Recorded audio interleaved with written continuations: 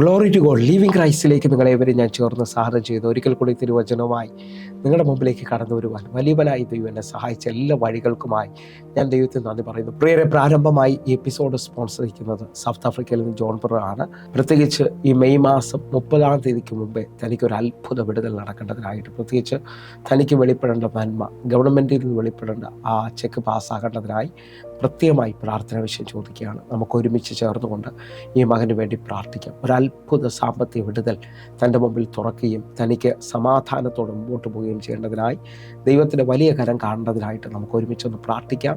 എൻ്റെ കൂടെ വിശ്വസിക്കണം. അതേപോലെ തന്നെ തൻ്റെ ശാരീരികവും മാനസികമായി എല്ലാ നിലയിലും വിടുതലും സമാധാനവും തന്നെ അനുഭവിക്കേണ്ടതിനായി നമുക്ക് ഒരുമിച്ചൊന്ന് പ്രാർത്ഥിക്കാം. എന്നെ കേൾക്കുന്ന, എന്നെ കാണുന്നവർ ഒരുമിച്ച് ഈ മകന് വേണ്ടി പ്രാർത്ഥിക്കും. ഞാൻ വിശ്വസിക്കുന്നു ഈ എപ്പിസോഡ് കഴിയുമ്പോൾ തന്നെ ഈ മെയ് മാസം തനിക്കൊരു അത്ഭുതം നടക്കും.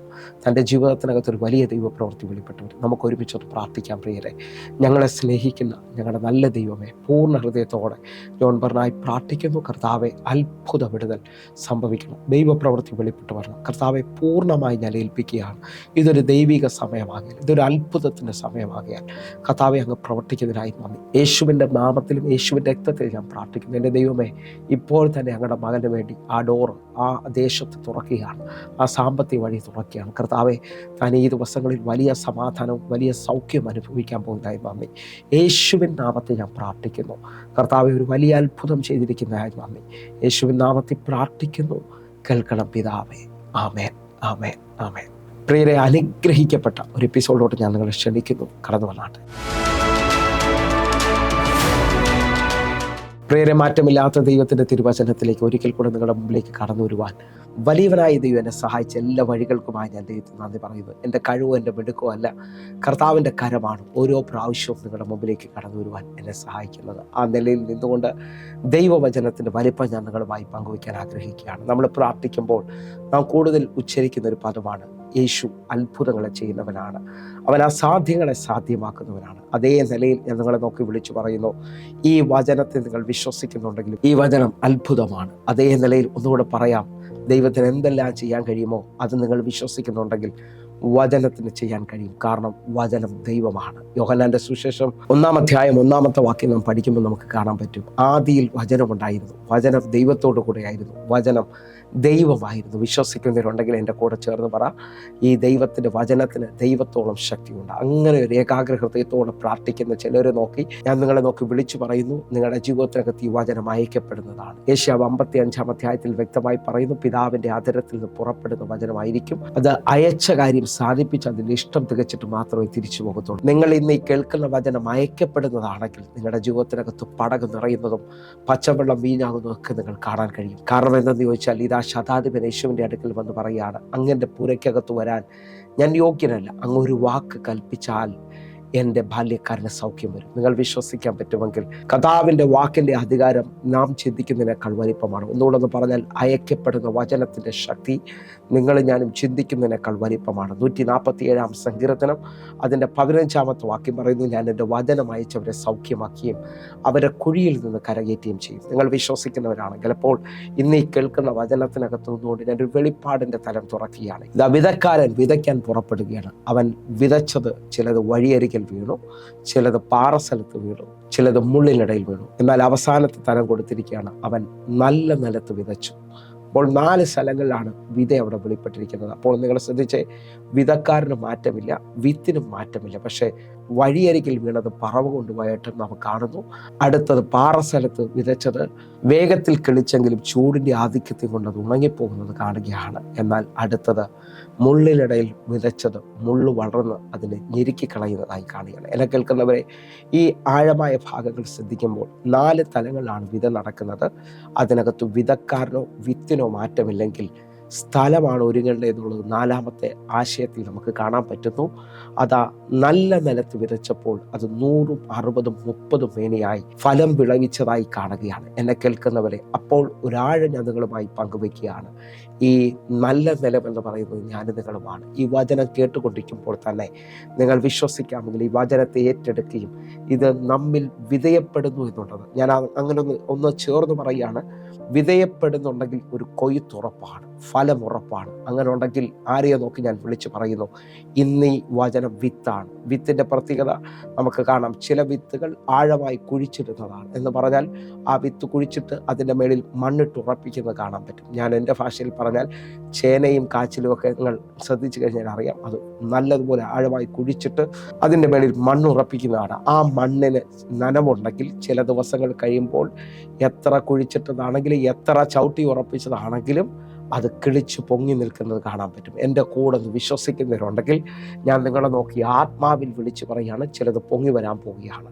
നിങ്ങളുടെ ജീവിതത്തിനകത്ത് ചിലത് എഴുന്നേറ്റ് വരാൻ പോവുകയാണ്. നിങ്ങളുടെ ജീവിതത്തിനകത്ത് അസാധാരണമായ ചില ദൈവപ്രവൃത്തികൾ സംഭവിക്കാൻ പോവുകയാണ്. എൻ്റെ കൂടെ വിശ്വാസത്തോടെ പ്രാർത്ഥിക്കാൻ തുടങ്ങിയാട്ടെ. ഇപ്പോൾ തന്നെ നിങ്ങളുടെ ജീവിതത്തിനകത്ത് ഇന്ന് ഈ വചനം ഗ്രഹിക്കുകയും നിങ്ങൾ ഈ വചനത്തെ സ്വീകരിക്കുകയും വചനത്തെ ഗ്രഹിക്കുകയും ചെയ്യാൻ തുടങ്ങിയാൽ നിങ്ങളുടെ വിശ്വാസം വർദ്ധിക്കും. നിങ്ങൾക്ക് അടുത്ത സ്റ്റെപ്പുകളിലേക്ക് കയറാൻ കഴിയും. കാരണം റോമാലേഖനം 10-ാം അധ്യായം പറയുന്നു, ആകയാൽ വിശ്വാസം കേൾവിയാലും കേൾവി ക്രിസ്തുവിൻ്റെ വചനത്താലും വരികയാണ്. ഈ വചനം കേട്ടുകൊണ്ടിരിക്കുമ്പോൾ ആരുടെ അകത്ത് അബോധ്യം വെളിപ്പെടുകയാണ്, എൻ്റെ ദൈവം ഈ വചനത്തിലൂടെ എനിക്കത് ചെയ്തു തരാൻ പോവുകയാണ്, എൻ്റെ ജീവിതത്തിനകത്തൊരു മാറ്റം സംഭവിക്കാൻ പോവുകയാണ്. അങ്ങനെ വിശ്വസിക്കുന്ന ചിലവരെ നോക്കി ഞാൻ വിളിച്ചു പറയുകയാണ്. 107-ാം സങ്കീർത്തനം അതിൻ്റെ 20-ാമത്തെ വാക്യം, ഞാൻ എൻ്റെ വചനം അയച്ചവരെ സൗഖ്യമാക്കുകയും അവരെ കുഴിയിൽ നിന്ന് കരകയറ്റുകയും ചെയ്യും. എൻ്റെ കൂടെ ഈ വചനത്തിന് വേണ്ടി ഞാൻ ഇത്രത്തോളം ആമുഖം സംസാരിക്കുമ്പോൾ എൻ്റെ കൂടെ വിശ്വസിക്കുന്നവരുണ്ടെങ്കിൽ ഇതാ വചനത്തിൻ്റെ ശക്തി നിങ്ങളുടെ മുമ്പിൽ വെളിപ്പെട്ട് വരികയാണ്. വചനം ആഴമായി നിങ്ങൾക്ക് വേണ്ടി ചലിക്കാൻ തുടങ്ങുകയാണ്. ഒന്നുകൂടെ നിങ്ങളെ നോക്കി ഞാൻ വിളിച്ചു പറയുകയാണ്. 119-ാം സങ്കീർത്തനം 105-ാമത്തെ വാക്യം പറയുന്നു, നിന്റെ വചനം എൻ്റെ കാലിന് ദീപവും എൻ്റെ പാതയ്ക്ക് പ്രകാശവുമാണ്. അങ്ങനെ വിശ്വസിക്കുന്ന ഓരോരുത്തരും ഇപ്പോൾ തന്നെ ആത്മാവിൽ ചലിച്ചു തുടങ്ങിയാട്ടെ. ഇതാ പരിശുദ്ധാത്മാവിൻ്റെ ആ ചലനം വെളിപ്പെട്ട് വരിക. ഞാൻ നിങ്ങളോട് വിളിച്ചു പറയുന്നത് ശ്രദ്ധിക്കാമെങ്കിൽ ശ്രദ്ധിച്ചോ, വചനവും പരിശുദ്ധാത്മാവും ഒരേ നിലയിൽ ചലിച്ചു കഴിഞ്ഞാൽ അവിടെ സൃഷ്ടിപ്പുകൾ സംഭവിക്കും. കാരണം ഉൽപ്പത്തി പുസ്തകം 1-ാം അധ്യായം 1-ാമത്തെ വാക്യം കാണുകയാണ്, ആദിയിൽ ദൈവം ആകാശവും ഭൂമിയും സൃഷ്ടിച്ചു. 2-ാമത്തെ വാക്യം എഴുതിയിരിക്കുന്നു, ഭൂമി പാഴും ശൂന്യവും ആഴത്തിന് മീതെ ഇരുളുമായിരുന്നു. എന്നാൽ ഇതാ നിങ്ങൾ ശ്രദ്ധിച്ച് നോക്കിയേ, ഭൂമിയെ ദൈവം സൃഷ്ടിച്ചതാണ്, പക്ഷേ ഭൂമിയിൽ 3 വലിയ തിന്മകൾ വാണുകൊണ്ടിരുന്നു. 1 പാഴാക്കുന്ന, 2 ശൂന്യമാക്കുന്ന, 3 ഇരുളാക്കുന്ന തലത്തിൽ. ഹല്ലേലൂയ. ഈ സമയത്ത് തന്നെ എന്നെ കാണുന്ന എന്നെ കേൾക്കുന്ന ചിലവർ പറയുന്നു, ഞങ്ങളുടെ ജീവിതം പാഴാണ്, വർഷങ്ങൾ പാഴായി, ജീവിതത്തിനകത്ത് ജോലി നഷ്ടപ്പെട്ട് നാളുകളായിട്ട് പാഴായ അനുഭവത്തിൽ നിൽക്കുന്നു, തലമുറ പാഴായതുപോലെ, കുടുംബം പാഴായതുപോലെ എന്നെ കേൾക്കുന്നവരുണ്ട്. സാമ്പത്തിക വിഷയത്തിനകത്ത് ശൂന്യമാക്കപ്പെട്ടതുപോലെ, നിങ്ങളുടെ എത്ര സമ്പാദ്യമാണെങ്കിലും ഇത് ഓട്ടസഞ്ചി പോലാണ്. 10 രൂപ ലഭിച്ചാൽ 100 രൂപയുടെ ചെലവ് പോലെ. ഇന്ന് ഞാൻ നിങ്ങളെ ആത്മാവിൽ നോക്കി വിളിച്ചു പറയുകയാണ്, പരിശുദ്ധാത്മാവിൻ്റെ പരിവർത്തനം എന്ന് പറഞ്ഞാൽ 1-ാമത്തെ വാക്യവും 2-ാമത്തെ വാക്യവും നമ്മൾ കേട്ടു. എന്നാൽ ഹല്ലേലൂയ, 2-ാമത്തെ വാക്യം തീരുകയാണ്, എന്നാൽ വെള്ളത്തിന് മേളിൽ പരിശുദ്ധാത്മാവ് പരിവർത്തിച്ചു കൊണ്ടിരുന്നു. ഹല്ലേലൂയ. ഭൂമിയുടെ മേളിൽ കഴുകൻ ചിറക് വിരിച്ചിരിക്കുന്നത് പോലെ ഇതാ പരിശുദ്ധാത്മാവ് ചിറക് വിരിച്ചു പിടിച്ചിരിക്കുകയാണ്. പരിശുദ്ധാത്മാവ് ഇതാ വ്യാപരിച്ചു കൊണ്ടിരിക്കുകയാണ്. ഭൂമിയുടെ എല്ലാ മേലെയും പരിശുദ്ധാത്മാവ് വ്യാപരിച്ചു കൊണ്ടിരിക്കുമ്പോൾ 3-ാമത്തെ വാക്യം പറയുന്നു, വെളിച്ചം ഉണ്ടാകട്ടെ. ഞാൻ ആത്മാവിൽ വിളിച്ചു പറയുന്നു, വചനവും പരിശുദ്ധാത്മാവും ഒരേ നിലയിൽ ചലിക്കാൻ തുടങ്ങിയാൽ അവിടെ സൃഷ്ടിപ്പുകൾ സംഭവിക്കും, അവിടെ അസാധാരണമായ ചലനങ്ങൾ ഉണ്ടാകും. ഞാൻ നിങ്ങളെ നോക്കി ആത്മാവിൽ പറയുന്ന പദത്തെ നിങ്ങൾ സ്വീകരിക്കാമെങ്കിൽ സ്വീകരിക്കുക. അറിയാം, പാഴായ ശൂന്യമായ ഇരുളായ ഭൂമിയെ ഇതാ കർത്താവ് ഏദൻ പർദീസയാക്കി മാറ്റുകയാണ്. എൻ്റെ കൂടെ വിശ്വസിക്കുന്നവരുണ്ടെങ്കിൽ പരിശുദ്ധാത്മാവിൻ്റെ ശക്തി ഇതാ ചില ജീവിതങ്ങളിൽ വെളിപ്പെട്ട് വരികയാണ്. നിങ്ങളുടെ ജീവിതം തകർന്നതായിരിക്കാം, നിങ്ങളുടെ ജീവിതത്തിനകത്ത് ഇനി വഴിയില്ലെന്ന് പറയുന്നുണ്ടാകാം, പക്ഷേ ഇപ്പോൾ അനുഭവിക്കുന്ന ദൈവ സാന്നിധ്യത്തിൻ്റെ അളവിൽ നിങ്ങളുടെ ജീവിതത്തിനകത്ത് അസാധാരണമായി ചിലത് സംഭവിക്കുകയാണ്. പരിശുദ്ധാത്മാവ് നിങ്ങളുടെ ജീവിതത്തിനകത്ത് വലിയ കാര്യങ്ങൾ ചെയ്യുകയാണ്. ഞാൻ ഒന്നുകൂടെ ഒന്ന് വിളിച്ചു പറയുകയാണ്, പാഴായ ശൂന്യമായ ഇരുളായ ഭൂമിയെ ഏദൻ പർദീസയാക്കാൻ കഴിയുമെങ്കിൽ ഇന്ന് ഈ വചനം കേട്ടുകൊണ്ടിരിക്കുന്ന നിങ്ങളുടെ ജീവിതത്തിനകത്ത് അസാധാരണമായ ചലനം സംഭവിക്കാൻ പോവുകയാണ്. ആത്മാവിൽ പ്രാർത്ഥിക്കുക, ആത്മാവിൽ എൻ്റെ കൂടെ നിൽക്കുക. അങ്ങനെ വിശ്വസിക്കുന്ന ചിലരോട് ഞാൻ ആത്മാവിൽ ഇന്നൊരു ആഴം സംസാരിക്കുകയാണ്. നിങ്ങൾ അറിയാം, മഹത്വത്തിൽ ജീവിക്കുന്നവരാണെങ്കിൽ ഞാൻ എൻ്റെ ചെവിയിൽ കഴിഞ്ഞ ചില ദിവസങ്ങളായി കേൾക്കുന്ന ഒരു ഏറ്റവും വലിയ ആഴമാണ്. റോമാലേഖനം 8-ാം അധ്യായം അതിൻ്റെ 18-ാമത്തെ വാക്യമാണ്, നമ്മിൽ വെളിപ്പെടാനുള്ള തേജസ് വിചാരിച്ചാൽ ഈ കാലത്തിലെ കഷ്ടങ്ങൾ സാരമില്ല എന്ന് ഞാൻ എണ്ണുന്നു. വിശ്വസിക്കുന്നവരുണ്ടെങ്കിൽ ഒരുമിച്ച് എൻ്റെ കൂടെ പ്രാർത്ഥിച്ചുകൊണ്ടെന്ന് പറ, നമ്മിൽ വെളിപ്പെടാനുള്ള തേജസ് വിചാരിച്ചാൽ ഈ കാലങ്ങളുടെ കഷ്ടങ്ങൾ ഞാൻ സാരമില്ല എന്നെണ്ണുകയാണ്. വിശ്വസിക്കുന്നവരുണ്ടെങ്കിൽ അത് ഏറ്റു പറഞ്ഞുകൊണ്ട് പ്രാർത്ഥിക്കണം. ഞാൻ ഈ ഭാഗം ആഴമായി ദൈവത്തോട് ചോദിക്കുകയാണ്. ദൈവം എന്നോട് പറഞ്ഞത്, നീ മഹത്വത്തിൽ ജീവിക്കുന്നുവെങ്കിൽ, മഹത്വം കണ്ടയാളാണെങ്കിൽ, മഹത്വത്തെ തൊട്ടയാളാണെങ്കിൽ, മഹത്വം ഇന്ന് നിന്നിൽ ചലിക്കുന്നുണ്ടെങ്കിൽ അതിൻ്റെ വലിപ്പമാണ് ഈ വാക്യമെന്ന് പറയുന്നത്. ഞാൻ ആഴം പറയട്ടെ, നിങ്ങൾ മഹത്വത്തിൽ നിൽക്കുന്നെങ്കിൽ നിങ്ങൾ പ്രശ്നങ്ങൾ സാരമില്ലെന്ന് പറയാൻ തുടങ്ങും. നിങ്ങളുടെ ജീവിതത്തിനകത്ത് വന്ന വിരോധങ്ങൾ നിങ്ങളെ മുമ്പോട്ട് വിടത്തില്ലെന്ന് പറഞ്ഞതിന് നോക്കി നിങ്ങൾ വിശ്വാസം പറയാൻ തുടങ്ങും. ഹല്ലേലൂയ. അതെന്താ ഞാൻ ഈ പറയുന്നത്? നിങ്ങൾ ശ്രദ്ധിച്ച് നോക്കി, നമ്മിൽ ദൈവം വസിക്കുകയാണ്. നമ്മുടെ കൂടെ മഹത്വത്തിൻ്റെ രാജാവ് നമ്മിൽ ദൈവം വസിക്കുകയാണ്. നാം മഹത്വത്തിലാണ് നിൽക്കുന്നത്. അങ്ങനെ നിൽക്കുന്ന ചിലവരെ നോക്കി ഞാൻ വിളിച്ചു പറയുന്നു, 1000 പ്രശ്നങ്ങൾ നിങ്ങൾക്ക് ചുറ്റിലുണ്ടെങ്കിലും യേശു പറയുന്നു, ധൈര്യമായിരിക്കുക, ഭയപ്പെടാതിരിക്കുക. കർത്താവ് അതിനെ ജയിച്ചെങ്കിൽ നിങ്ങൾ ജയിക്കും. ആ സമാധാനം, ആ സന്തോഷം നമ്മിൽ വ്യാപരിച്ചു കൊണ്ടിരിക്കും. ഒന്നുകൂടെ ഒന്ന് പറഞ്ഞാൽ പൗലോസിന്റെ ഭാഷയിൽ, എൻ്റെ കൈവപ്പിൽ നിങ്ങൾക്ക് ലഭിച്ച ആത്മാവിൻ്റെ പ്രത്യേകത ധൈര്യത്തിൻ്റെ ആത്മാവാണ്. അത് സുബോധത്തിൻ്റെയും സ്നേഹത്തിൻ്റെയും ആത്മാവാണ്. എൻ്റെ കൂടെ ഒന്ന് വാസമായി വിശ്വസിക്കുകയും പ്രാർത്ഥിക്കുകയും ചെയ്യുന്ന ചിലവരെ നോക്കി ഞാൻ വിളിച്ചു പറയുന്നു, ഇതാ എൻ്റെ ദൈവം നിനക്ക് വലിപ്പമുള്ളത് ചിലത് ചെയ്യാൻ പോവുകയാണ്. ആത്മാവിൽ പ്രാർത്ഥിച്ചു തുടങ്ങുക, ആത്മാവിൽ ചലിച്ചു തുടങ്ങുക. ഒരു അസാധാരണ വലിപ്പം ഇതാ നിനക്ക് വേണ്ടി ചലിച്ചു തുടങ്ങിയാണ്. ദൈവപ്രവൃത്തി നിനക്ക് വേണ്ടി ചലിച്ചു തുടങ്ങിയാണ്. പരിശുദ്ധാത്മാവെ, ഞങ്ങൾ ഒരുമിച്ച് വിശ്വസിക്കുകയും പ്രാർത്ഥിക്കുകയും ചെയ്യുന്നു. ഇന്ന് എൻ്റെ കേട്ടുകൊണ്ടിരിക്കുന്ന ചിലരെ നോക്കി ഞാൻ വിളിച്ചു പറയുകയാണ്, നിങ്ങൾ മഹത്വം കണ്ടയാളാണെങ്കിൽ, നിങ്ങൾ വാസമായി ദൈവ തേജസ് കണ്ടയാളാണെങ്കിൽ, നിങ്ങൾ ആ മഹത്വത്തിൽ ജീവിക്കുന്നയാളാണെങ്കിൽ, നിങ്ങൾക്ക് വരുന്ന വിരോധങ്ങളെ അറിയാം, നിങ്ങളുടെ മുമ്പിൽ നിൽക്കുന്ന മലകളെ നോക്കി നിങ്ങൾ ചിരിക്കാൻ തുടങ്ങും. അല്ലെങ്കിൽ അറിയാം, അതിനോട് വിശ്വാസം പറയും. എന്താ വിശ്വാസം പറയുന്നത്? മലയെ, നിന്നെക്കാൾ വലിയൊരു ദൈവം എനിക്കുണ്ട്. ഹല്ലേലൂയ. വിശ്വാസമുണ്ടെങ്കിൽ ഞാൻ ആ ഓരോ ദൈവമക്കളെ നോക്കി പറയുന്നു, നിന്റെ പ്രശ്നം ചെറുതും നിന്റെ ദൈവം വലുതുമാണെന്ന് നീ വിളിച്ചു പറയാൻ തുടങ്ങും. അവൻ അസാധ്യങ്ങളെ സാധ്യമാക്കുന്നവൻ, എൻ്റെ ദൈവത്തിന് കഴിയാത്തതായി ഒന്നുമില്ലെന്ന് നിങ്ങൾ പറയാൻ തുടങ്ങും. അങ്ങനെയൊന്ന് വിശ്വസിക്കുന്നതിനോട് ഈ പദമാണ് ഈ ദിവസങ്ങളിൽ എന്നെ മുൻപോട്ട് നടത്തുന്നത്. നീ നേരിടുന്ന വിഷയത്തിൽ നീ ഭയപ്പെടുന്നുണ്ടെങ്കിൽ, നീ ഭ്രമിക്കുന്നുണ്ടെങ്കിൽ, എങ്ങനെയെന്നുള്ള വലിയ ചോദ്യങ്ങളിലാണ് നീ നിൽക്കുന്നതെങ്കിൽ, ഞാൻ ആത്മാവിൽ വിളിച്ചു പറയുന്നു, നീ മഹത്വം കണ്ടയാളല്ല. നീ ഇന്ന് മഹത്വത്തിലല്ല നിൽക്കുന്നത്, നീ ഭയത്തിലാണ് നിൽക്കുന്നത്. നിനക്ക് ആ പ്രശ്നങ്ങളാണ് വലുതായി നിൽക്കുന്നത്. എന്നാൽ ഈ വചന സന്ദേശം കേട്ടുകൊണ്ടിരിക്കുമ്പോൾ അതിനെ ജയിക്കുന്ന തലത്തിലൊരു ദൈവ സാന്നിധ്യം ഇതാ നിങ്ങളുടെ മുന്നിലേക്ക് വെളിപ്പെട്ട് വരാൻ പോവുകയാണ്. എൻ്റെ കൂടെ അത് വിശ്വസിക്കുന്നുണ്ടെങ്കിൽ ഇപ്പോൾ നിങ്ങൾ സ്വീകരിക്കണം. ഞാൻ 3 പദങ്ങൾ നിങ്ങളെ നോക്കി വിളിച്ചു പറയുകയാണ്. ഒന്ന്, അറിയാം, മഹത്വം നിങ്ങളിൽ ചലിക്കുന്നു എന്ന് നിങ്ങൾ തിരിച്ചറിയുന്നത് സാന്നിധ്യം അനുഭവിക്കുമ്പോഴാണ്. സാന്നിധ്യത്തിനകത്ത് സ്വസ്ഥതയുണ്ട് കേട്ടോ.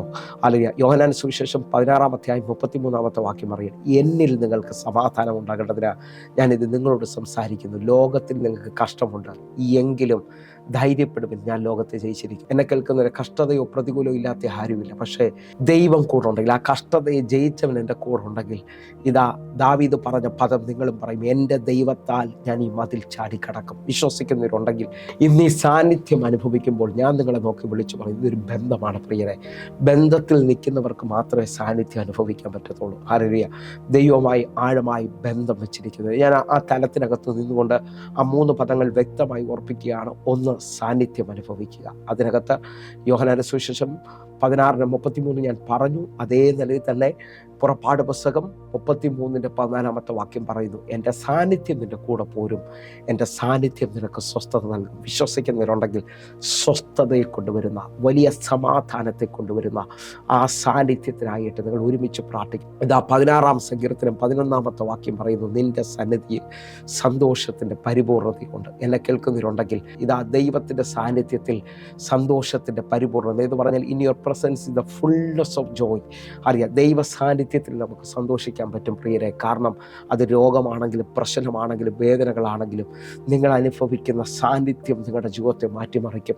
അങ്ങനെ ഒന്ന് വിശ്വസിക്കുന്നവരുണ്ടെങ്കിൽ ആ സാന്നിധ്യത്തിനകത്ത് നിനക്ക് സ്പർശിക്കാൻ പറ്റും. ഞാൻ ആത്മാവിൽ വിളിച്ചു പറയട്ടെ, ഞാനിപ്പോൾ ഒരു എയർ കണ്ടീഷൻ റൂമിലായിരിക്കുന്നു. പക്ഷേ എനിക്കിത് കാണാൻ പറ്റത്തില്ല, നിങ്ങൾക്കും ഇത് കാണാൻ പറ്റത്തില്ല. പക്ഷേ ഇതൊരു എയർകോൺ കൊണ്ട് ഈ അന്തരീക്ഷത്തെ അഡ്ജസ്റ്റ് ചെയ്തിരിക്കുന്നതാണ്. ഇപ്പോൾ ഇത് ഹല്ലേലൂയ ഒരു 20 ഡിഗ്രി സെൽഷ്യസിലാണ് ഹല്ലേലൂയ ഇത് സെറ്റ് ചെയ്ത് വെച്ചിരിക്കുന്നത്. പക്ഷെ പുറത്ത് ഭയങ്കര ചൂടാണ്. എന്നാൽ ഞാനിവിടെ വിയർക്കുന്നില്ല, പക്ഷേ ഇത് കാണാൻ കഴിയുന്നില്ല. എന്നാൽ ഇതിനും അപ്പുറത്തായിട്ട് നിങ്ങൾ ശ്രദ്ധിക്കാൻ പറ്റുമെങ്കിൽ ശ്രദ്ധിച്ചോ. അറിയാം, ഊട്ടിയിലോ കൊടൈക്കനാലിലോ ചെന്നാൽ നമുക്ക് രാവിലെയിൽ ആ മഞ്ഞിറങ്ങി നിൽക്കുന്നത് കാണാൻ പറ്റും. നിങ്ങൾ വിശ്വസിക്കാൻ പറ്റുമെങ്കിൽ സാന്നിധ്യത്തിൻ്റെ അളവ് വർദ്ധിച്ചാൽ ചിലത് നിങ്ങൾക്ക് കാണാൻ പറ്റും. അതേ സമയം തന്നെ ഈ ഹിമാചൽ അല്ലെങ്കിൽ അങ്ങനെ വലിയ ഉയർന്ന മലയുള്ളിടത്ത് ചെന്നാൽ നിങ്ങൾക്ക് കാണാം ഹല്ലേലൂയ ആ പർവ്വതം മഞ്ഞുകൊണ്ട് മൂടിക്കിടക്കുന്നത് നിങ്ങൾക്ക് സ്പർശിക്കാൻ പറ്റും. ഇന്ന് ഈ വചനം പറഞ്ഞുകൊണ്ടിരിക്കുമ്പോൾ തന്നെ സാന്നിധ്യത്തിൻ്റെ അളവ് വർദ്ധിക്കുകയും ഇതാ നിൻ്റെ ജീവിതത്തിനകത്ത് വലിയ സ്പർശനങ്ങൾ സംഭവിക്കാൻ പോവുകയാണ്. സാന്നിധ്യത്തിനകത്ത് സ്പർശനമുണ്ട് പ്രിയരെ. അതൊരു ബന്ധത്തിൻ്റെ ആഴമാണ്. നിങ്ങൾ വിശ്വസിക്കുന്നവരാണെങ്കിൽ പ്രാർത്ഥിക്കണം. അപ്പോൾ ഒന്ന് സാന്നിധ്യമെന്നും രണ്ട് ദൈവിക അധികാരങ്ങളെ ഉപയോഗിക്കണമെന്നുള്ളത് ഞാൻ നിങ്ങളോട് പറയുകയാണ്. നിങ്ങൾ കാറ്റിനോട് സംസാരിക്കണം, നിങ്ങൾ മലയോട് സംസാരിക്കണം, നിങ്ങൾ ഹല്ലേലൂയ തിരമാലയോട് സംസാരിക്കണം, നിങ്ങളുടെ മുമ്പിൽ നിൽക്കുന്ന വിരോധങ്ങളോട് സംസാരിക്കുക. എന്താ സംസാരിക്കേണ്ടത്? എൻ്റെ ജീവിതം തകർന്നതല്ല, അറിയാം, നിങ്ങൾ പറയുന്ന വാക്കുകൾക്ക് അധികാരമുണ്ട്. മരണവും ജീവനും നിങ്ങളുടെ നാവിൻ്റെ അധികാരത്തിൽ ഇരിക്കുന്നതുകൊണ്ട് നിങ്ങൾ വിശ്വാസം പറയണം. കർത്താവേ, ഒരസാധാരണ തലം ഇപ്പോൾ ഞങ്ങളുടെ ജീവിതത്തിനകത്ത് വെളിപ്പെട്ട് വരുന്നു എന്ന് പറഞ്ഞുകൊണ്ട് ആ ബന്ധത്തിനകത്ത് നിന്നുകൊണ്ട് വിചാരിക്കണം. മൂന്നാമത്തെ ഏറ്റവും വലിയ ആഴമാണ് ഹല്ലേലൂയ, ഫേവറുകൾ വെളിപ്പെടുന്ന രീതിയിൽ, ഫേവറുകൾ ഒഴുകുന്ന രീതിയിൽ അടുത്തൊരു ബന്ധം ദൈവമായിട്ട്. ഹല്ലേലൂയ, ഏതോ ഒരു സമയത്ത് ഒരു പ്രാർത്ഥന ഒരു കണ്ണുനീര് വന്നു, അങ്ങനൊന്നും അല്ല. ഹല്ലേലൂയ, കണ്ടിന്യൂവായി ഇതാ ആ ദൈവസാന്നിധ്യം ഒഴുകുകയാണ്, ദൈവസാന്നിധ്യം ഒഴുകുകയാണ്. നിന്നിലേക്ക് ആ ഒഴുക്ക്, വിശ്വസിക്കുന്നവൻ്റെ ഉള്ളിൽ ജീവജലത്തിൻ്റെ നദി ഒഴുകുന്നെന്ന് പറഞ്ഞ പോലെ നീ നദിക്കകത്താണ് നിൽക്കുന്നത്. മുട്ടോളം അല്ല, അരയോളം അല്ല, നീന്തിയിട്ടല്ലാതെ കടക്കാൻ കഴിയാത്ത ഒരു ഭയങ്കര ദൈവ സാന്നിധ്യവും ആ ബന്ധം നിന്നിൽ വെളിപ്പെട്ട് വരിക. അങ്ങനെ വിശ്വസിക്കുന്ന ചിലരുമായി ഞാൻ ഒരാഴംബികളുമായി പങ്കുവയ്ക്കുകയാണ്. ഹല്ലേലൂയ, ഈ മഹത്വത്തിനകത്ത് നിൽക്കുന്നവൻ പ്രശ്നങ്ങളെ കണ്ട് പേടിക്കത്തില്ലെന്നാണ്. ഞാൻ ആ തലത്തിൽ നിൽക്കുമ്പോൾ യോഹന്നാനെയാണ്, ഹല്ലേലൂയ, അപ്പോസ്തലനായ യോഹന്നാൻ അപ്പച്ചൻ എന്നാണ് എൻ്റെ ഭാഷയിൽ പറഞ്ഞാൽ. 90 വയസ്സിന് മുകളിൽ നിൽക്കുന്ന ഈ മനുഷ്യനെ ഇതാ ഡൊമീഷ്യൻ ചക്രവർത്തി പത്മോസിലേക്ക് വലിച്ചെറിയുകയാണ്. കാരണം എന്തെന്ന് ചോദിച്ചാൽ, തിളയ്ക്കുന്ന എണ്ണയിലിട്ടിട്ടും ഹല്ലേലൂയ വിഷം കുടിപ്പിച്ചിട്ടും ഒന്നും മരിക്കാതെ നിൽക്കുന്ന ഈ മനുഷ്യൻ ഇനി ആ പട്ടണത്തിൽ നിന്ന് ഉണർവായി തീരുമെന്ന് കണ്ടിട്ട് ഡൊമീഷ്യൻ അവനെ നാട് കടത്തിയാണ്. ഇതാ കടലിടുക്കിലേക്ക്, ആ പത്മോസിലേക്ക് വലിച്ചെറിഞ്ഞു. പത്മോസിൻ്റെ ചരിത്രം എന്ന് പറഞ്ഞാൽ അവിടെ ചെന്ന് ആരും ജീവനോടെ തിരിച്ചു വന്നിട്ടില്ല. ഹല്ലേലൂയ, ഡൊമീഷ്യൻ ഇങ്ങനെ തന്നെ ചിന്തിച്ച് കാണും, ഇനി നീ തിരിച്ചു വരത്തില്ല, നീ തീരാൻ പോവുകയാണ്. അങ്ങനെ ഇതാ പത്മോസിലേക്ക് വലിച്ചെറിയാണ്. എൻ്റെ കൂടെ ദൈവം ചോദിച്ചു, ഹല്ലേലൂയ, നീ നല്ല നിലയിൽ നിൽക്കുമ്പോൾ ഹല്ലേലൂയ നിന്നെ പത്മോസിലേക്ക് കൊണ്ടിട്ടാൽ, ആരുമില്ല, ഒരു മാനുഷിക സഹായമില്ലാത്തടത്ത് കൊണ്ടിട്ടാൽ നിനക്ക് പ്രാർത്ഥിക്കാൻ പറ്റുമെന്ന് ചോദിച്ചു. ഹല്ലേലൂയ, ഞാൻ വാസ്തവമായിട്ട് നിങ്ങളോട് പറയട്ടെ, ചില സാഹചര്യം നമുക്ക് പ്രാർത്ഥിക്കാൻ പറ്റാതാകാം. ഹല്ലേലൂയ, പക്ഷേ യോഹന്നാനെ നോക്കിയാൽ യോഹന്നാൻ 10 ദിവസത്തിൽ മുട്ടുമടക്കുകയാണ്. എന്നെ കേൾക്കുന്നവരെ, എത്ര പ്രതികൂല സാഹചര്യമാണെങ്കിലും, എത്ര വേദനയാണെങ്കിലും, ബന്ധത്തിനകത്ത് നിൽക്കുന്നവൻ ആ പ്രതികൂലത്തിനകത്തും മുട്ടുമടക്കും, ആ പ്രശ്നത്തിനകത്തും മുട്ടുമടക്കും. നിങ്ങൾ ശ്രദ്ധിച്ചു നോക്കി, ആ വാക്യം നമ്മൾ ഒരുമിച്ചൊന്ന് വായിക്കാൻ പോവുകയാണ്. വെളിപ്പാട് പുസ്തകം 1-ാം അധ്യായം അതിൻ്റെ 9-ാമത്തെ വാക്യം. നിങ്ങളുടെ സഹോദരനും യേശുവിൻ്റെ കഷ്ടതയിലും രാജ്യത്തിലും സഹിഷ്ണുതയിലും കൂട്ടാളിയുമായ യോഹന്നാൻ എന്ന ഞാൻ ദൈവവചനവും യേശുവിൻ്റെ സാക്ഷ്യവും നിമിത്തം പത്മോസ് എന്ന ദ്വീപിൽ ആയിരിക്കുന്നു. ഇതാ വാക്യം ശ്രദ്ധിച്ചു നോക്കി, നിങ്ങളുടെ സഹോദരനും യേശു ക്രിസ്തുവിൻ്റെ വചനവും സാക്ഷ്യവും നിമിത്തം ഇപ്പോൾ ഞാനിതാ പത്മോസിലാകിയിരിക്കുകയാണ് എന്ന് പറഞ്ഞു കഴിഞ്ഞാൽ, കർത്താവിൻ്റെ നാമനിമിത്തം ഇപ്പോൾ പത്മോസിൽ കഷ്ടത അനുഭവിക്കുകയാണ്. പക്ഷേ അടുത്ത വാക്യം പറയുക, ആ 10 ദിവസത്തിൽ താൻ മുട്ടുമടക്കി ആത്മവിശ്വത്തിലേക്ക് വരികയാണ്. എന്നെ കേൾക്കുന്നവരെ, ഇവിടെ ഇനി പത്മോസ് അല്ല യോഹന്നാൻ കാണുന്നത്. തന്നോട് സംസാരിക്കുന്ന നാദം എന്തെന്ന് കേൾക്കേണ്ടതിന് താൻ തിരികെയാണ്. 7 നിലവിളക്കിൻ്റെ നടുവിലിരിക്കുന്ന യേശുവിനെ യോഹന്നാൻ കാണുകയാണ്. അവനെ വർണ്ണിക്കുകയാണ്. നിങ്ങൾ വിശ്വസിക്കുന്നുണ്ടെങ്കിൽ ആ തലത്തിലോട്ടല്ല ഞാൻ പോകുന്നത്. എൻ്റെ ചിന്ത ഹല്ലേലൂയ, പത്മോസിൽ എങ്ങനെ ഈ മനുഷ്യന് മുട്ടുമടക്കാൻ പറ്റിയെന്നുള്ളതാണ്. ഹല്ലേലൂയ, എന്നോട് പരിശുദ്ധാത്മ പറഞ്ഞു, ഈ മനുഷ്യനെ നീ ഒന്ന് നോക്കാൻ പറഞ്ഞു. സുവിശേഷത്തിൽ ബന്ധമുറപ്പിച്ചവനാണ്. നിങ്ങൾ ശ്രദ്ധിക്കാൻ പറ്റുമെങ്കിൽ യോഹന്നാൻ്റെ സുവിശേഷം 13-ാം അധ്യായം അതിൻ്റെ 23-ാമത്തെ വാക്യം. ശിഷ്യന്മാരിൽ വെച്ച് യേശു സ്നേഹിച്ച ഒരുത്തൻ യേശുവിൻ്റെ മാർവിടത്ത് ചാരിക്കൊണ്ടിരുന്നു. 12 ശിഷ്യന്മാരിൽ ആ മാറിൻ്റെ ചൂടറിഞ്ഞ ഒരുത്തനുണ്ട്, അതാണ് യോഹന്നാൻ. സുവിശേഷത്തിൽ ബന്ധം സ്ഥാപിച്ചവൻ. അവനെ ലേഖനത്തിൽ ഒതുക്കിയല്ല കേട്ടോ. നിങ്ങളൊന്ന് നോക്കേ, ഈ 12 പേരിൽ ഒരുത്തൻ മാത്രമാണ് ക്രൂശ് ലൈവായി കാണുന്നത്. യോഹന്നാന്റെ സുവിശേഷം 19-ാം അധ്യായം അതിൻ്റെ 25-26 വാക്യങ്ങൾ. യേശുവിൻ്റെ ക്രൂശിനരികെ അവൻ്റെ അമ്മയും അമ്മയുടെ സഹോദരിയും ക്ലെയോപ്പാവിൻ്റെ ഭാര്യ മറിയയും മഗ്ദലക്കാരി മറിയയും നിന്നിരുന്നു. 26-ാമത്തെ വാക്യം. യേശു തൻ്റെ അമ്മയും താൻ സ്നേഹിച്ച ശിഷ്യൻ നിൽക്കുന്നത് കണ്ടിട്ട്, സ്ത്രീയെ, ഇതാ നിന്റെ മകൻ എന്ന് അമ്മയോട് പറഞ്ഞു.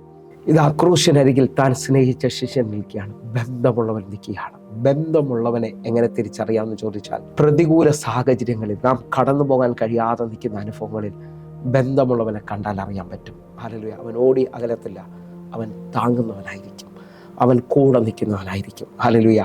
കർത്താവിൻ്റെ രാജ്യവും കർത്താവിന് വേണ്ടിയും ഇന്നൊരു തീരുമാനത്തോടെ നീ ബന്ധത്തിലാണ് നിൽക്കുന്നെങ്കിൽ കർത്താവ് നിന്നെ കൈവിടത്തില്ല കേട്ടോ. നിന്നെക്കുറിച്ച് ദൈവത്തിന് ഭയങ്കര പദ്ധതിയായിരിക്കും. ഹല്ലേലൂയ. യോഹന്നാൻ ഇത് ആ ക്രൂശിനരികെ നിൽക്കുമ്പോൾ യോഹന്നാനെ യേശു കാണുകയാണ്. തൻ്റെ അമ്മയും താൻ സ്നേഹിച്ച ശിഷ്യൻ നിൽക്കുന്നത് അമ്മയോട് പറയാണ്, സ്ത്രീയെ, ഇന്നു മുതൽ നിന്റെ മകൻ ഇവനായിരിക്കും. ഹല്ലേലൂയ. ഈ ഭൂമിയിൽ യേശുവിന് ഏറ്റവും വിലയുള്ള തൻ്റെ മാതാവിനെ ഇതാ യോഹന്നാനെ ഏൽപ്പിക്കുക. നിങ്ങൾ വിശ്വസിക്കുന്നവരാണെങ്കിൽ ഇതാ ബന്ധത്തിന് ഭയങ്കര വലിപ്പമുണ്ടാകുകയാണ്. ഞാൻ ഒന്നുകൂടെ ഒന്ന് ശ്രദ്ധിക്കുമ്പോൾ കർത്താവ് എന്നോട് പറഞ്ഞു, ഇവൻ സുവിശേഷത്തിൽ ഒതുങ്ങിയില്ല, ഇതാ അവൻ അപ്പോസ്തല പ്രവൃത്തിയിലേക്ക് വരികയാണ്. ആ പ്രവൃത്തിയിൽ ആത്മാവിൻ്റെ ശക്തിയിൽ അവൻ നിറയുന്നു. 3-ാം അധ്യായത്തിൽ പത്രോസിന് കൂടെ നടക്കുകയാണ്. പ്രവൃത്തികളുടെ പുസ്തകത്തിലും യോഹന്നാനെ കാണാൻ കഴിയും. ഹല്ലേലൂയ. നിങ്ങൾ വിശ്വസിക്കുന്നവരാണെങ്കിൽ അവിടം തുടങ്ങി ശിഷ്യന്മാർ പലവരെയും കാണാതാകുകയാണ്. ഇതാ പ്രവൃത്തികളുടെ പുസ്തകത്തിൽ പത്രോസും യോഹന്നാനും ആരാധന സ്ഥലത്തേക്ക് പോവുകയും ഇതാ ഒരു മുടന്തനായ വ്യക്തിയെ പിടിച്ചെഴുന്നേൽപ്പിക്കുന്നതൊക്കെ നമുക്ക് കാണാൻ പറ്റും. അവിടെ തീരുന്നില്ല കേട്ടോ. കർത്താവുമായി ബന്ധമുള്ളവനെ ലേഖനത്തിലേക്ക് കൊണ്ടുവരികയാണ്. ലേഖനത്തിനകത്ത് താൻ പറയുന്നൊരു പദമുണ്ട്, നമുക്കതിനകത്തോട്ട് വരാം. 1 യോഹന്നാൻ 1-ാം അധ്യായം അതിൻ്റെ 1-2 വാക്യങ്ങൾ. ആദ്യം മുതലുള്ളതും ഞങ്ങൾ കേട്ടതും സ്വന്തം കണ്ണുകൊണ്ട് കണ്ടതും ഞങ്ങൾ നോക്കിയതും. 2-ാമത്തെ വാക്യം, ഞങ്ങളുടെ കൈ തൊട്ടതുമായ ജീവന്റെ വചനം സംബന്ധിച്ച് ജീവൻ പ്രത്യക്ഷമായി ഞങ്ങൾ കണ്ട് സാക്ഷീകരിക്കുകയും പിതാവിനോട് കൂടെ ഇരുന്ന് ഞങ്ങൾക്ക് പ്രത്യക്ഷമായി നിത്യജീവൻ നിങ്ങളോട് അറിയിക്കുകയും ചെയ്യുന്നു. ഞങ്ങൾ കണ്ടും കേട്ടുമുള്ളത് നിങ്ങൾക്ക് ഞങ്ങളോട് കൂട്ടായ്മ ഉണ്ടാകേണ്ടതിന് നിങ്ങളോട് അറിയിക്കുന്നു. ലേഖനത്തിൽ ഇതാ യോഹന്നാൻ ബന്ധമുള്ളവൻ പറയാണ്, ആദ്യം മുതലുള്ളതും ഞങ്ങൾ കേട്ടതും ഞങ്ങളുടെ സ്വന്തം കണ്ണുകൊണ്ട് കണ്ടതും ഞങ്ങൾ തൊട്ടതുമായ ജീവന്റെ വചനം സംബന്ധിച്ച്. അപ്പോൾ നിങ്ങൾ ശ്രദ്ധിച്ചു നോക്കേ, അവർ തൊട്ട, അവർ കണ്ട, അവരനുഭവിച്ചത് അവർക്ക് മാറാൻ പറ്റത്തില്ല. നിങ്ങൾ വിശ്വസിക്കുന്നവരാണെങ്കിൽ ഈ പദമാണ് എന്നോട് ദൈവം തൊട്ടത്. നീ ദൈവത്തിൻ്റെ തേജസ് കണ്ടവനാണെങ്കിൽ, ദൈവത്തെ തൊട്ടവനാണെങ്കിൽ, ഇനി എന്തെല്ലാം പ്രശ്നങ്ങൾ വന്നാലും നിനക്ക് മാറാൻ പറ്റത്തില്ല. കാരണം നിനക്കറിയാം അവൻ ജീവിക്കും. ഹല്ലേലൂയ. അങ്ങനെ ലേഖനം തുടങ്ങുമ്പോൾ തൊട്ടതും കണ്ടതും ഹല്ലേലൂയ ആയ ജീവന്റെ വചനം, ഹല്ലേലൂയ പ്രത്യക്ഷമായവനെ കുറിച്ച് പറയുമ്പോൾ ഇതാ കർത്താവ് പറയാണ്, ഇവനെ ഞാൻ ലേഖനത്തിൽ ഒതുക്കത്തില്ല, മറ്റാർക്കും കൊടുക്കാത്തൊരു വെളിപ്പാടിൻ്റെ മണ്ഡലം ഞാൻ ഇവന് വേണ്ടി തുറക്കും. നിങ്ങൾ വിശ്വസിക്കുന്നവരാണെങ്കിൽ അങ്ങനെയാണ് ഇതാ ലോകം കഷ്ടമെന്നെണ്ണുന്ന പത്മോസിലേക്ക് അവനെ കൊണ്ടുപോകുന്നത്. ആ ഏകാന്ത തലത്തിൽ ഇതാ ദൈവം ഹല്ലേലൂയ അവൻ ഒതുങ്ങുമെന്ന് പറഞ്ഞുകൊണ്ടിരിക്കുമ്പോൾ എൻ്റെ യേശു അവൻ്റെ അടുക്കിലേക്ക് ഇറങ്ങി വന്ന് നിൽക്കുകയാണ്. നിങ്ങൾ വിശ്വസിക്കുന്നവരാണെങ്കിൽ, നിങ്ങൾ ആരും അനുഭവിക്കാത്ത കഷ്ടതയിലൂടെ വേദനയിലൂടെ കടന്നു പോകുന്നുണ്ടെങ്കിൽ അത് നിങ്ങൾ തിരിച്ചറിയണം, എൻ്റെ കർത്താവിന് നിൻ്റെ അടുക്കൽ ഇറങ്ങാനുള്ള മാർഗമാണ്. ഇതാ യോഹന്നാനോട് പറയുകയാണ്, ഇപ്പോൾ മുതൽ നീ സാഹചര്യത്തിലല്ല. ഞാൻ ആത്മാവിൽ വിളിച്ചു പറയാം, മഹത്വം കണ്ടവൻ സാഹചര്യത്തെ നോക്കി ജീവിക്കുന്നവനല്ല. പത്മോസ് എന്ന സാഹചര്യം യോഹന്നാൻ്റെ മുമ്പിൽ കീഴടങ്ങിയാണ്. ഇതാ സ്വർഗത്തിൻ്റെ വാതിൽ അവൻ്റെ മുമ്പിൽ തുറന്നു തരുന്നു. നിങ്ങൾ വിശ്വസിക്കുന്നവരാണെങ്കിൽ ബന്ധമുള്ളവനെ സുവിശേഷത്തിൽ ദൈവം തീർക്കത്തില്ല, ബന്ധമുള്ളവനെ ലേഖനത്തിൽ ദൈവം അവസാനിപ്പിക്കത്തില്ല. ആർക്കും കൊടുക്കാത്ത വെളിപ്പാടുകളെ കൊടുത്തുകൊണ്ട് വരാനുള്ളതിനെ അറിയിച്ചുകൊണ്ട് ദൈവത്തിന് ഹൃദയം അവൻ്റെ മുമ്പിൽ തുറക്കുകയാണ്. ആത്മാവിൽ വിശ്വസിക്കുന്ന ചിലവരെ നോക്കി ഞാൻ വിളിച്ചു പറയുകയാണ്, ബന്ധത്തിൽ നിൽക്കുക. മഹത്വം ഇന്നുവരെയും വെളിപ്പെടാത്ത തലത്തിൽ നിന്റെ മുമ്പിൽ വെളിപ്പെടാൻ പോയി. എൻ്റെ കൂടെ ഈ വചനം നിങ്ങളെ തൊട്ടെന്ന് ഞാൻ വിശ്വസിക്കുകയാണ്. ഹല്ലേലൂയ. ഇന്ന് നിങ്ങൾ ഉറയ്ക്കണം. ഹല്ലേലൂയ. നിങ്ങൾ കാണുന്ന പ്രതികൂലത്തിൽ, നിങ്ങൾ കാണുന്ന പ്രശ്നത്തിനകത്ത് നിങ്ങൾ ദൈവത്തിൻ്റെ സാക്ഷിയാണെങ്കിൽ, നിങ്ങൾ മഹത്വം കണ്ടയാളാണെങ്കിൽ നിങ്ങൾ അതിനെ ബലത്തോടെ നേരിടും. ഹല്ലേലൂയ. പിശാചിനോട് എതിർത്ത് നിൽപ്പിൻ, എന്നാൽ അവൻ നിങ്ങളെ വിട്ട് ഓടിപ്പോകുമെന്ന് പറഞ്ഞതുപോലെ വചനത്തിനകത്ത് ഉറച്ചു നിൽക്കും. മോശ പറയുകയാണ്, ഹല്ലേലൂയ, 35 ലക്ഷം ജനം പിറുപിറുത്ത് എല്ലാം അവസാനിച്ചു മരണമെന്ന് പറയുമ്പോൾ മോശ പറയും, അതിന് മോശ ഭയപ്പെടേണ്ട, ഉറച്ചു നിൽക്കുക. യഹോവ നിങ്ങൾക്ക് വേണ്ടി ചെയ്യാനിരിക്കുന്ന രക്ഷയെ നിങ്ങൾ കണ്ടുകൊള്ളുക. ഇന്ന് കണ്ട മിസ്രൈമിനെ ഇനി നിങ്ങൾ ഒരു നാളും കാണത്തില്ല. അപ്പോൾ വിശ്വസിച്ചുകൊണ്ട് നിങ്ങൾ എൻ്റെ കൂടെ പ്രാർത്ഥിക്കുകയും ഉറച്ചു നിൽക്കുകയും ചെയ്യുമ്പോൾ അതിശയം സംഭവിക്കാൻ പോവുകയാണ്. ഒന്ന് കണ്ണുകൾ അടയ്ക്കാൻ പ്രിയരെ. മഹത്വം കണ്ടവനാകട്ടെ, മഹത്വത്തിൽ ജീവിക്കാനുള്ള ആഴം വെളിപ്പെട്ട് വരട്ടെ. ഞാൻ ആരെയോ നോക്കി വിളിച്ചു പറയുന്നു, ഇന്ന് മുതൽ നിങ്ങൾ മഹത്വത്തിലായിരിക്കും നിൽക്കുന്നത്. കാരണം രഹസ്യം നിങ്ങൾക്ക് പിടികെട്ടിയാണ്. അങ്ങനെ ഒന്ന് വിശ്വസിക്കുന്നവർ എന്ത് തിന്നും, എന്ത് കുടിക്കും, എങ്ങനെയാണെന്നുള്ള ചോദ്യങ്ങൾ മുഴുവൻ മാറ്റിയിട്ട് മഹത്വത്തിൽ അപ്പൻ കരുതുമെന്നുള്ള ഉറപ്പിൽ നിങ്ങൾ ജീവിക്കാൻ പോവുകയാണ്. കണ്ണുകൾ അടയ്ക്കാം, നമുക്ക് പ്രാർത്ഥിക്കാം. ഞങ്ങളെ സ്നേഹിക്കുന്ന ഞങ്ങളുടെ നല്ല ദൈവമേ, പൂർണ്ണ ഹൃദയത്തോടെ എന്നെ കാണുന്ന ഓരോ മക്കൾക്കുമായി ഞാൻ പ്രാർത്ഥിക്കുന്നു. കർത്താവെ, ഇവരുടെ ജീവിതത്തിനകത്ത് ഇന്നിവർ മുമ്പോട്ട് പോകാൻ പറ്റാത്ത അനുഭവങ്ങളാണെങ്കിൽ, ജീവിതം മടുത്തു തീർന്നു എന്നൊക്കെ പറയുന്നവരാണെങ്കിൽ, ഇതാ മഹത്വം ഇവർക്ക് വേണ്ടി വഴി തുറക്കുകയാണ്. അസാധാരണ കാര്യങ്ങൾ ഇവർക്ക് വേണ്ടി ചെയ്യുകയാണ്. ദൈവത്തിൻ്റെ പ്രവൃത്തി വെളിപ്പെട്ട് വരികയാണ്. കർത്താവെ, അങ്ങ് ജീവിക്കുന്ന ദൈവമാക്കിയാൽ സ്തോത്രം. അങ്ങയുടെ കരം വെളിപ്പെടുന്നതിനായി സ്തോത്രം. യേശുവിൻ്റെ നാമത്തിൽ ഇപ്പോൾ ഓരോ മക്കൾക്ക് വേണ്ടി ദൂതന്മാർ ചലിക്കുകയാണ്, ആത്മതലം തുറക്കുകയാണ്. ഇതാ ഇവരുടെ ജീവിതത്തിനകത്ത് അസാധാരണമായത് ചിലത് വെളിപ്പെട്ട് വരട്ടെ. സ്വർഗം അത് ചെയ്യുന്നതിനായി നന്ദി. യേശുവിൻ നാമത്തിൽ ഞാൻ പ്രാർത്ഥിക്കുന്നു. കേൾക്കണം പിതാവേ. ആമേൻ, ആമേൻ, ആമേൻ. പ്രിയരെ, ഈ വചന സന്ദേശം നിങ്ങൾക്ക് അനുഗ്രഹമാകുന്നുവെങ്കിൽ എന്നെ കേൾക്കുന്നവരെ ഇപ്പോൾ തന്നെ ഈ കാണുന്ന നമ്പറിൽ വിളിക്കണമെന്ന് ഓർപ്പിക്കുന്നു. അതേപോലെ തന്നെ അറിയാം, ഒരു കാര്യം ഓർപ്പിക്കുകയാണ്. നമുക്ക് തൃശ്ശൂരിലും അതേപോലെ തന്നെ എറണാകുളത്തും കൊല്ലത്തും കുണ്ട്രയിലും അതേപോലെ തിരുവനന്തപുരത്തും ഒക്കെ ആരാധന നടക്കുകയാണ്. നിങ്ങൾ ഇപ്പോൾ തന്നെ എന്നെ കാണുന്നവർ നേരിട്ട് കാണാൻ കഴിയുന്ന രീതിയിൽ കടന്നു പറഞ്ഞെന്ന് ഓർപ്പിക്കുന്നു. കർത്താവ് വലിയ കരം നിങ്ങൾക്ക് വേണ്ടി വെളിപ്പെടും. ഹല്ലേലൂയ. ഓരോ ആഴ്ചയും ഈ വിവിധ സ്ഥലങ്ങളിൽ ഞാൻ നിങ്ങൾക്ക് വേണ്ടി ശുശ്രൂഷിക്കാനായിരിക്കുകയാണ്. നിങ്ങൾ ഉറപ്പായും കടന്നു വരണം. നിങ്ങളുടെ ജീവിതത്തിനകത്ത് മഹത്വം ചലിക്കും. കർത്താവിൻ്റെ കരം. ഈ മെസ്സേജ് മിസ്സാകുന്നുണ്ടെങ്കിൽ യൂട്യൂബുകൾ നിങ്ങൾ സബ്സ്ക്രൈബ് ചെയ്യണം. വലിയ തലം നിങ്ങൾക്ക് വേണ്ടി തുറക്കും. നമുക്ക് ഒരുമിച്ച് പ്രാർത്ഥന ഉണ്ടായിരിക്കാം. കർത്താവിൻ്റെ ഭയങ്കര മഹത്വം നിങ്ങൾക്ക് വേണ്ടി വെളിപ്പെടട്ടെ. God bless you. ആമേൻ, ആമേൻ.